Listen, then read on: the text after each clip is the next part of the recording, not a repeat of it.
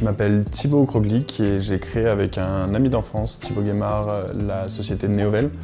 Alors qui n'est pas encore nécessairement une maison d'édition, on se positionne plus comme une plateforme de lecture et une plateforme d'écriture internationale et numérique. Et du coup on a décidé de commencer en fait à créer une nouvelle habitude de lecture autour d'un format qui s'appelle les web novels, qui sont grosso modo des web-séries littéraires que tu découvres jour après jour, chapitre après chapitre.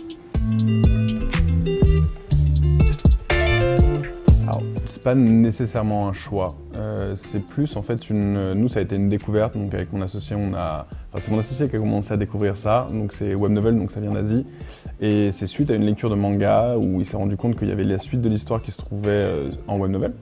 Et du coup, il a commencé à découvrir ce format numérique et on a été totalement conquis, enfin lui premièrement et ensuite moi, parce qu'on partage depuis tout petit les lectures.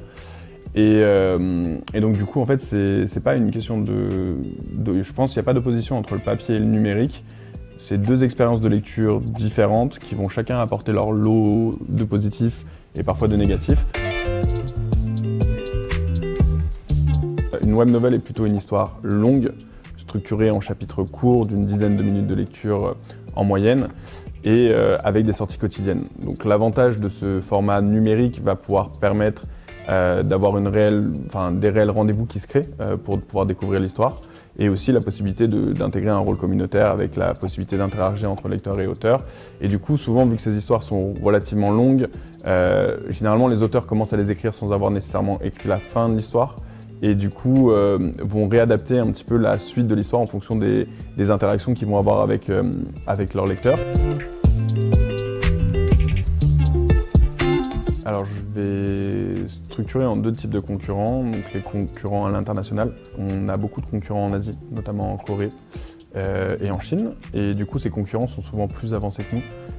En termes de contenu en tout cas. Donc on va se différencier justement par les valeurs qui sont portées par Néovel, des valeurs de transparence. Les auteurs savent combien d'argent leur sera redistribué et combien aussi on rémunère les autres auteurs. Tout est transparent là-dessus, tous nos auteurs sont rémunérés, peu importe leur niveau d'avancement, qu'ils soient amateurs ou semi-professionnels. Et par la suite, on a des vraies valeurs communautaires. Donc c'est déjà un petit peu présent chez nos concurrents en Asie, mais on a une petite différence. Enfin, nous, la communauté est une vraie part dans la création de Néovel, dans son évolution. C'est des personnes qui vont suggérer des améliorations, qui vont nous faire des retours, des feedbacks. Et nous, on compte les intégrer aussi même dans notre logique éditoriale en mettant en place des bêta readers, donc des lecteurs qui vont être en capacité de lire le contenu avant les autres, mais en contrepartie, ils vont travailler sur l'orthographe, la syntaxe et faire des retours aux auteurs pour que le contenu puisse sortir de meilleure qualité. En France, on a peu de concurrents, mais on en a un qui s'appelle Rocambole, qui aujourd'hui a changé de nom et s'appelle maintenant Dors, parce que justement, ils sont en train de s'internationaliser. Et c'est justement un peu une des différences qu'on va avoir avec eux, où eux sont nés en France, alors que nous, pour le coup, on est déjà nés international. On avait, jusqu'à il y a quelques mois, plus de lecteurs anglophones que francophones. Aujourd'hui, ça s'équilibre. Mais du coup, on a des utilisateurs qui viennent d'Asie, donc Philippines, Indonésie, Corée, et on en a aussi beaucoup qui viennent d'Amérique, du Nord notamment, Canada, États-Unis. On a aussi bien du fantastique que de la science-fiction, que de la romance, que ce qu'on va appeler de l'action, c'est-à-dire souvent un peu des martial arts. Si je dois donner une tendance, il y a encore 6 mois, on était plutôt sur une tendance autour du fantastique. On avait pas mal de bouquins et de lectures autour du fantastique. Depuis 6 mois, on a un vrai regain autour de la romance. Et ce qui est assez intéressant d'ailleurs, c'est souvent aussi pour de la romance LGBT. Donc ça témoigne aussi de l'ouverture d'esprit aussi de ce format que sont les web novels.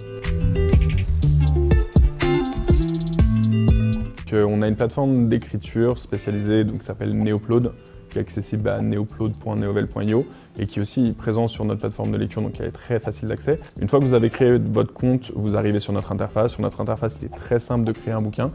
Et avant qu'il soit réellement diffusé, on a quelques critères qui sont importants.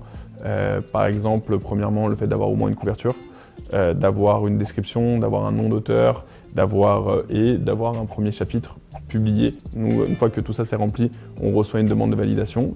Nous, on check en interne à ce que tous les critères soient bien remplis. On check le premier chapitre pour être sûr aussi que le contenu s'y prête. Et du coup, une fois que c'est validé de notre côté, votre contenu est directement accessible sur notre plateforme de lecture, sur notre page découverte, homepage, qui est la page de référence de tous nos lecteurs. Il y a des catégories qui permettent de mettre en avant justement les contenus qui viennent de nous rejoindre sur Néobet.